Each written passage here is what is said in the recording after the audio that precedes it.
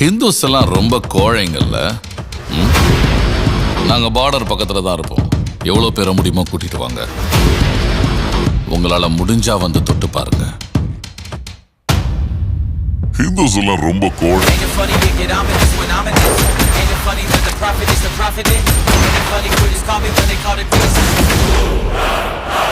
ரஹ்மான் டக்கேட் துப்பாக்கியால் சுட்டுக் கொல்லப்பட்டார். அதிகப்படியான ரத்தப்போக்கு காரணமாக அவர் உயிரிழந்தார். இரண்டு கேங் மத்தியில் துப்பாக்கி சூடு, லியாரியில் குண்டு மழை பொழிந்து வருகின்றன. இந்த நேரத்தில் லியாரியில் ஒரு பதற்றமான சூழல் நிலவுகிறது. ரஹ்மான் டக்கேட்டின் மரணத்திற்கு பிறகு இப்போது லியாரியை யார் ஆட்சி செய்ய போகிறார்?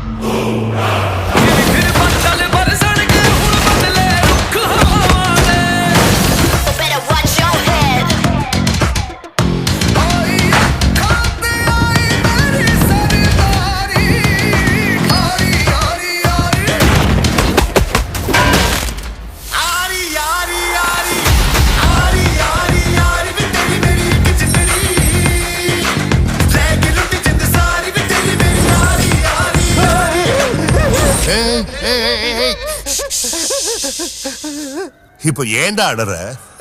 நீ கேள்விப்பட்டது இல்லையா? வலிய தாங்குறவன் தான் உண்மையான ஆம்பளை.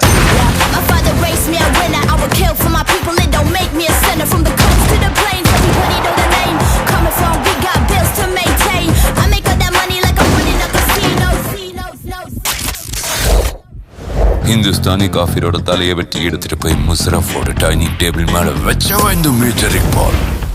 சத்தியம் பண்ணி சொல்ற, நாளைக்கு ஒரு இந்தியன் சோல்ஜரோட தலையை வெட்டி லால் மஸ்ஜிதோட கோபுரத்துல தொங்க விடுவேன்.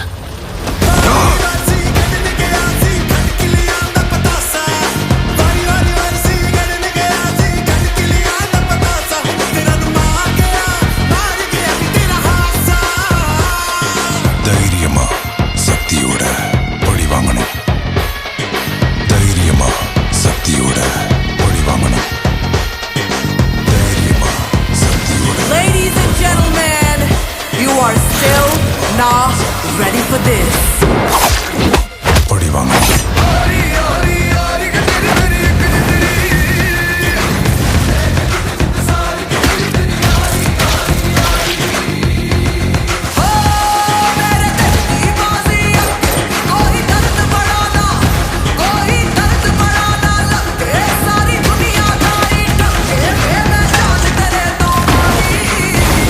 இனி பாகிஸ்தானோட தலையெழுத்த இந்தியா தான் முடிவு பண்ணும்.